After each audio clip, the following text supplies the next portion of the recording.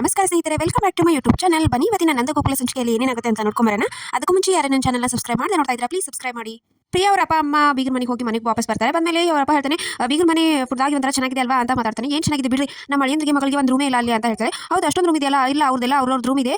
ನಮ್ಮ ಅಳಿಯಂದಿಗೆ ರೂಮ್ ಇಲ್ಲ ಅಂದ್ರೆ ಹೇಗೆ, ಏನೋ ಅಡ್ಜಸ್ಟ್ ಮಾಡ್ತಾರೆ ಬಿಡುವ. ಆಮೇಲೆ ಕೇಳಿದಕ್ಕೆ ಮದುವೆ ಅಷ್ಟರಲ್ಲಿ ಅಡ್ಜಸ್ಟ್ ಮಾಡ್ತಾರೆ ಅಂತ ಹೇಳಿದಾಳೆ. 2 ದಿನದಲ್ಲಿ ಬರೋಕ್ಕೆ ಅದನ್ನ ಆನ್ಲೈನ್ ಪ್ರಾಡಕ್ಟ್ ಅಂತ ಅವ್ರು ಹೇಳಿದ್ದಾರೆ. ಬೀಗರು ಮಾತು ಕೊಡ್ತಾರೆ ಅಂದ್ರೆ ಶಿಸ್ತು ಅವ್ರು ಮಾಡಿ ಬಿಡು ಅಂತ ಪ್ರಿಯಾ ಅವ್ರ ಅಪ್ಪ ಹೇಳ್ತಾನೆ. ಇತ್ತ ನನ್ನ ಮನೆಯಲ್ಲಿ ಮದುವೆ ಖರ್ಚು ಏನೇನು ಎಷ್ಟೆಷ್ಟು ಅಂತ ಹೇಳಿ ಎಲ್ಲ ಬರಿತಾ ಇರ್ತಾರೆ. ರಕ್ಷಾ ಬರಿತಾ ಕೂತಿರ್ತಾಳೆ. ಇದ್ರ ಖರ್ಚು ಅದ್ರ ಖರ್ಚು, ಚೌಟ್ರಿ ಖರ್ಚು, ಹಾಗೆ ಫೋಟೋಶೂಟ್ ಖರ್ಚು, ಬಟ್ಟೆ ಖರ್ಚು, ಹಾಗೆ ಅಡಿಗೆ ಖರ್ಚು ಎಲ್ಲನೂ ಬರೀತಿರ್ತಾರೆ. ಎಲ್ಲ ಸೇರಿ 9.5 ಲಕ್ಷ ಆಯಿತು ಅಂತ ಹೇಳ್ತಾಳೆ. ಅಷ್ಟೊಂದು ಆಯ್ತಾ ಅಂತ ಹೇಳಿ ಎಲ್ಲರೂ ಯೋಚನೆ ಮಾಡ್ತಿರ್ತಾರೆ. ಆವಾಗ ಅಷ್ಟೊಂದು ಖರ್ಚು ನೋಡಿ, ಅದಕ್ಕೆ ಮಾವ ಲವ್ ಮ್ಯಾರೇಜ್ ಮಾಡೋದೇ ಈಸಿ ಅಲ್ವಾ, ಏನು ಖರ್ಚು ಇರೋದಿಲ್ವಾ ಅಂತ ಹೇಳ್ತಾಳೆ. ಸಾರಿ ಮಾವ, ನೀವು ಟೆನ್ಷನ್ ಇದ್ರಲ್ಲ, ನಿಮ್ಮ ಮನಸ್ಸು ತಿಳಿಯಾಗಲಿ ಅಂತ ಆ ಥರ ಮಾತಾಡಿದೆ ಅಂತ ಮೀನಾ ಹೇಳ್ತಾಳೆ. ಇತ್ತ ಪ್ರಿಯಾ ಮನೆಯಲ್ಲಿ ಪ್ರಿಯಾ ಯೋಚನೆ ಮಾಡ್ತಾ ಕೂತಿರ್ತಾಳೆ. ಅದಕ್ಕೆ ಅವರಮ್ಮ ಏನು ಯೋಚನೆ ಮಾಡ್ತಾ ಇದೆಯಾ, ಅಳಿಯೋದ್ರ ಜೊತೆ ಖುಷಿಯಾಗಿ ಮಾತಾಡ್ಕೊಂಡು ಯಾಕಂತ ಇರೋದು ಬಿಟ್ಟು ಈ ಥರ ಚಿಂತೆ ಮಾಡ್ತಾ ಇದೆಯಲ್ಲ ಅಂತ ಪ್ರಿಯಾ ಹೇಳ್ತಾಳೆ. ಅದಕ್ಕೆ ಪ್ರಿಯಾ, ನಾವು ಶ್ರೀಮಂತರು ಅಂತ ಅವ್ರು ನಮ್ಮನ್ನು ಒಪ್ಕೊಂಡಿಲ್ಲಮ್ಮ, ನಾವು ನಿಜ ಹೇಳಿದ್ರೆ ಅವ್ರು ಏನು ಅನ್ನೋದಿಲ್ಲ, ನಮಗೆ ಇಷ್ಟು ಬಂಗಾರ ಎಲ್ಲ ಹಾಕೋಕ್ಕಾಗೋದಿಲ್ಲ ಎಲ್ಲ ಅಂತ ಹೇಳಿದ್ರೆ ಅವ್ರು ಒಪ್ಕೋತಾರೆ ಅಮ್ಮ ಅಂತ ಪ್ರಿಯಾ ಹೇಳ್ತಾಳೆ. ಅದಕ್ಕೆ ಇವಾಗ ಏನು ಮಾಡಬೇಕು ಅಂತಿದ್ಯಾ, ಮದುವೆ ಮುರಿಬೇಕು ಅಂತ ಇದೆಯಾ ನೀನು? ಅದು ಅಷ್ಟಕ್ಕೆಲ್ಲ ಮದುವೆ ಮುರಿಯೋ ಜನ ಅಲ್ಲಮ್ಮ ಅವರು ಅಂತ ಪ್ರಿಯಾ ಹೇಳ್ತಾಳೆ. ಅದೆಲ್ಲ ಗೊತ್ತಿಲ್ಲ, ನಿನ್ಗೆ ಯಾಕೆ ಟೆನ್ಷನ್, ನಾವು ಹಾಕ್ತೀವಿ ಅಂತ ಹೇಳಿದಿನಲ್ಲ, ಯೋಚನೆ ಬಿಟ್ಬಿಡೋರಿ, ನೀವೇ ನೋಡ್ತಾ ಇದ್ದೀರಾ, ಅದು ಅರೇಂಜ್ ಆಯ್ತಾ, ಹೋಗಿ ಕೇಳ್ಕೊಂಬನಿ ಅಂತ ಹೇಳಿ ಗಂಡನ ಕಳಿಸ್ತಾಳೆ.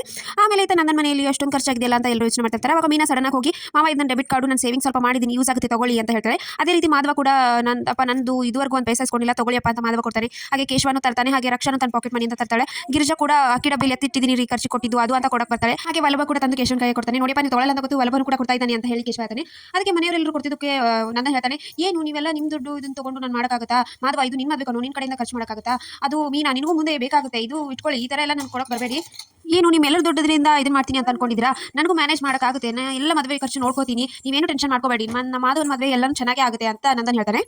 ಈತ ಪ್ರಿಯಾಳಮ್ಮ ಪ್ರಿಯಾಗೆ ತಲೆ ಕಡಿಸ್ತಿರ್ತಾಳೆ. ನೀನು ಆ ಮನೆಗೆ ಹೋದ್ಮೇಲೆ ನೀನು ಸಾರನ್ನ ಗಟ್ಟಿ ಮಾಡ್ಕೋಬೇಕು, ನೀನು ಸೊಸೆ ಅನ್ನೋದನ್ನ ಮರಿಬೇಡ, ಮೀನಾ ಅಮ್ಮ ಅಂತ ಇವಾಗ ಮೀನಾನೇ ಮೆರೆಸ್ತಾ ಇದ್ದಾರೆ ಆ ಮನೇಲಿ, ಇವಾಗ ನಿನ್ನ ಹೆಸರು ಅವ್ರ ಬಾಯಲ್ಲಿ ಬರೋ ತರ ಮಾಡಬೇಕು ಅಂತ ಅವ್ರಮ್ಮ ಹೇಳ್ಕೊಡ್ತಿರ್ತಾಳೆ. ಪ್ರಿಯಾ ಏನು ಹೇಳಿದ್ರು ಅವ್ರಮ್ಮ ಅದಕ್ಕೆ ಒಂದು ಹೇಳೋದಕ್ಕೆ ಪ್ರಿಯಾ ಸರಿ ಆಯ್ತು ಅಮ್ಮ ಅಂತ ಹ್ಞೂ ಅಂತಾಳೆ.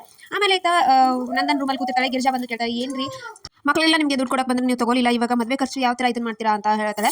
ಅದಕ್ಕೆ ಏನು ಗಿರ್ಜಾ, ನೀ ಇಷ್ಟೇ ನಾನು ಅರ್ಥ ಮಾಡ್ಕೊಂಡಿರೋದು, ನಾನು ಎಲ್ಲ ವ್ಯವಸ್ಥೆ ಮಾಡಿದ್ದೀನಿ ಗಿರ್ಜಾ, ನೀನು ತಲೆ ಕೆಡಿಸ್ಕೋಬೇಡ, ನಾನು ಒಂದು ಕಡೆ ಚೀಟಿ ದುಡ್ಡು ಹಾಕಿದ್ನಲ್ಲ, ಅವ್ರು ಚೀಟಿ ದುಡ್ಡು ತೆಗೆದ್ರೆ 10 ಲಕ್ಷ ಬರುತ್ತೆ, ಅದರಲ್ಲಿ ಮನೆ ಖರ್ಚು ಎಲ್ಲ ನಿಭಾಯಿಸುತ್ತೆ.